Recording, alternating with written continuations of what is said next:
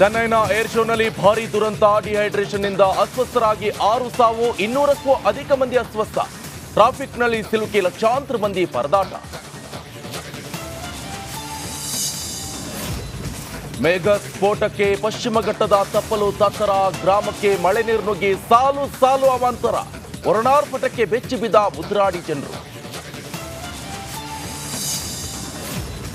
ಕಾಂಗ್ರೆಸ್ನಲ್ಲಿ ಕುತೂಹಲಕಾರಿ ಬೆಳವಣಿಗೆ. ಇತ್ತ ಎಐಸಿಸಿ ಅಧ್ಯಕ್ಷ ಮಲ್ಲಿಕಾರ್ಜುನ್ ಖರ್ಗೆ ಡಿಕೆ ಶಿವಕುಮಾರ್ ಭೇಟಿ. ಅತ್ತ ಪರಮೇಶ್ವರ್ ಸತೀಶ್ ಜಾರಕಿಹೊಳಿ ಮಾತುಕತೆ. ಚಲಿಸುತ್ತಿದ್ದ ಟ್ರೈನ್ನಿಂದ ಜಿಗಿದ ಯುವಕ, ರೈಲ್ವೆ ಆರ್ಪಿಎಫ್ ಮುಖ್ಯ ಪೇದೆಯಿಂದ ಉಳಿದ ಜೀವ.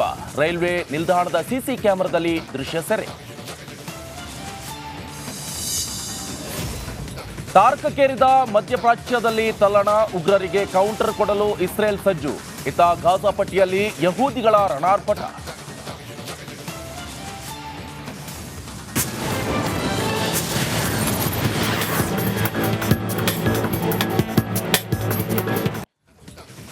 ನಮಸ್ಕಾರ, ನೀವು ನೋಡ್ತಿದ್ರ ಟಾಪ್ 30. ನಾನು ನಿಕೇಶ್ ಕೊಠಾರಿ. ಇದೀಗ ಟಾಪ್ 30 ಸುದ್ದಿಗಳನ್ನ ಕ್ವಿಕ್ ಆಗಿ ನೋಡ್ತಾ ಹೋಗೋಣ.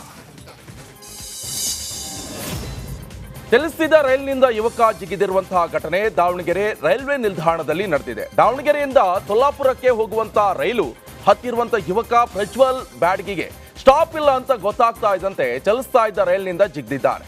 ಇನ್ನು ರೈಲಿಂದ ಜಿಗಿದ ಪ್ರಜ್ವಲ್ಗೆ ಸಣ್ಣ ಪುಟ್ಟ ಗಾಯಗಳಾಗಿವೆ. ರೈಲಿಂದ ಜಿಗಿದ ವಿಡಿಯೋ ಕೂಡ ರೈಲ್ವೆ ನಿಲ್ದಾಣದಲ್ಲಿ ಸಿಸಿ ಕ್ಯಾಮೆರಾದಲ್ಲಿ ಸೆರೆಯಾಗಿದೆ.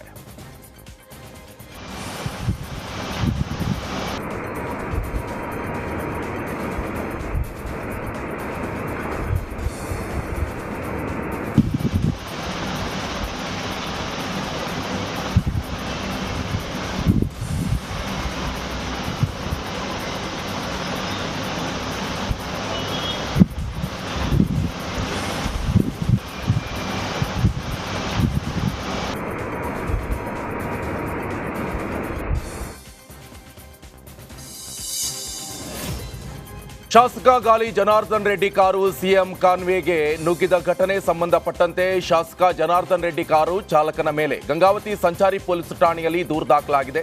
ನಿನ್ನೆ ಕೊಪ್ಪಳ ಜಿಲ್ಲೆ ಗಂಗಾವತಿಯಲ್ಲಿ ರೆಡ್ಡಿ ಕಾರು ಚಾಲಕನಿಗೆ ಸಿಎಂ ವಾಹನಕ್ಕೆ ಝೀರೋ ಟ್ರಾಫಿಕ್ ಇರೋದು ಗೊತ್ತಿದ್ರೂ ಕೂಡ ಡಿವೈಡರ್ ದಾಟಿ ಎದುರುಗಡೆ ಕಾರು ಚಲಾವಣೆ ಮಾಡಿದ್ದಾನೆ. ಉದ್ದೇಶಪೂರ್ವಕವಾಗಿ ಜನಾರ್ದನ್ ರೆಡ್ಡಿ ಸಿಎಂ ವಾಹನಕ್ಕೆ ಎದುರು ಹೋದ್ರಾ ಎಂಬ ಚರ್ಚೆ ಶುರುವಾಗಿತ್ತು.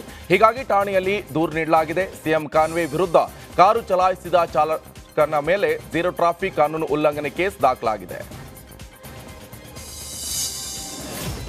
ಚನ್ನಪಟ್ಟಣ ಬೈ ಎಲೆಕ್ಷನ್ ಅಖಾಡದಿಂದ ದಿನ ರಂಗೇರ್ತಾ ಇದೆ. ಈ ನಡುವೆ ಕಾಂಗ್ರೆಸ್ ಹಾಗೆ ದೋಸ್ತಿ ನಾಯಕರು ತಮ್ಮ ಗೆಲ್ಲಲು ಕುದುರೆಗಾಗಿ ಹುಡುಕಾಟವನ್ನು ನಡೆಸ್ತಾ ಇದೆ.